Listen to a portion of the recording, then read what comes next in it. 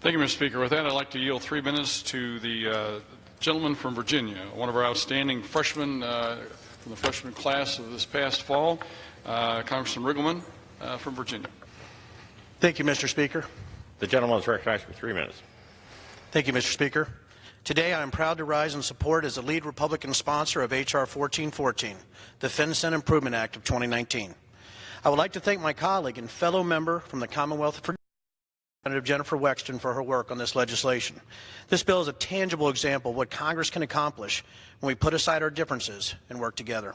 FinCEN, or the Financial Crimes Enforcement Network, is a critical component of law enforcement, as the agency is charged with promoting national security by safeguarding our financial system. Terrorists, drug smugglers, human traffickers, and other criminal actors are constantly innovating and creating new ways to exploit the system. Bad actors know the current limitations of our law enforcement and how to profit immensely from our weaknesses, as they are constantly developing their tactics, techniques, and procedures, or TTPs, based on our security posture.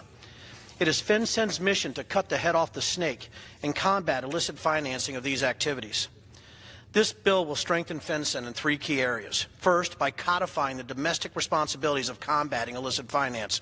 We know all too well the danger international terrorists pose, but it is equally important that we police criminal financial activity domestically as well.